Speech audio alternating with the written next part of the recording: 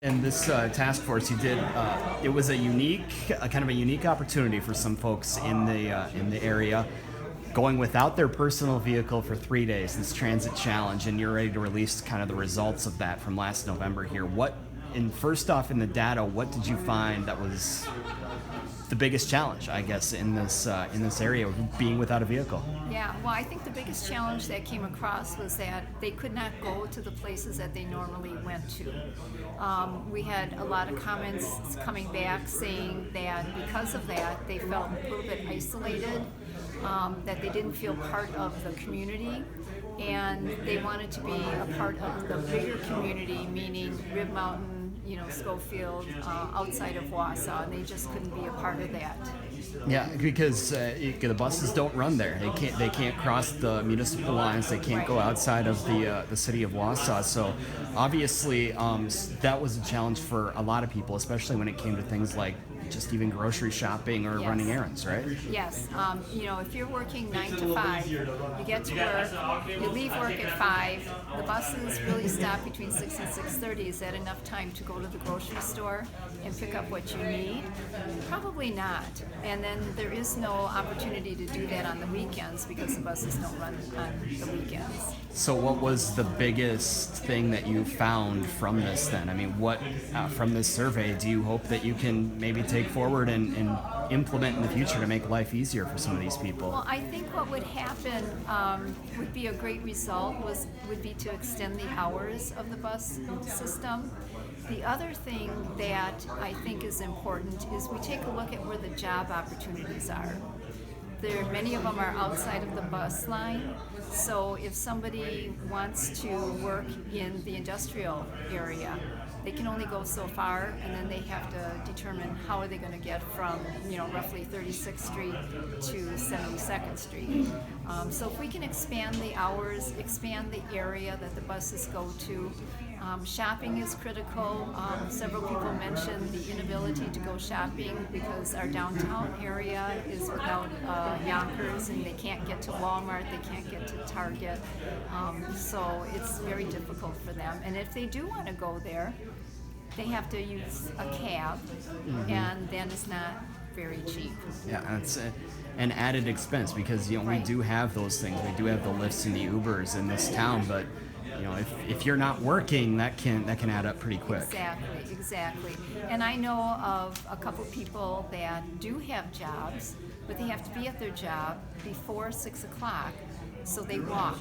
And they walk in winter. One young woman that I know actually gets a ride in the morning, but initially she didn't have that.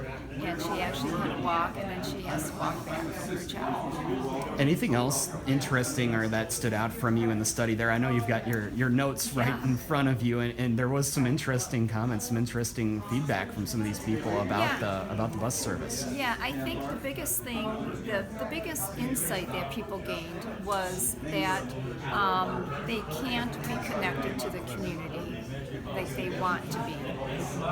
Riding the bus, positive results. They said it was relaxing, they got to talk to other people, the bus drivers were great, but when you look at somebody's life, can they really volunteer at the places that maybe they were used to volunteering?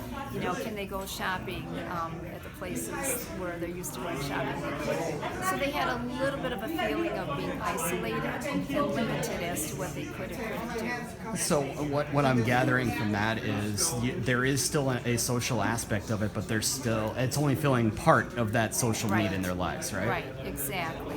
And for them to want to do more, they have to find people who will give them rides. And like I said, to take a taxi from point A to point B and back to point A is not cheap, or when you have a limited budget, you really can't afford that. So then, as the results of this survey, I mean, is there anything that you're hoping could be implemented immediately or in the next 3 years, the next 5 years to help fill some of these gaps, or are we kind of in a holding pattern there? Well, I'll be interested to hear what some of the other speakers have to say about having regional transit systems. I'm also very interested in learning from the county how they feel about expanding to other areas. And then, of course, businesses. I hear so much that businesses are looking to hire people. How are we going to be able to help them to do that? There's a couple new programs in town, but unless the company works with this program, it doesn't really help get employees to their place of employment. Anything else that you'd like to add then before we let you go? No, I relied on public transportation my whole life when I was in Milwaukee, grew up in Milwaukee, and I used the bus to get to school, I used the bus to get to college, I used the bus to my first job, and even after I got my first car, when I had to pay for parking every day, and it added up to about $50 a week, I went back to public transportation. Because from a budgeting perspective, it just made more sense for me at that time. So, Absolutely. All right. yeah.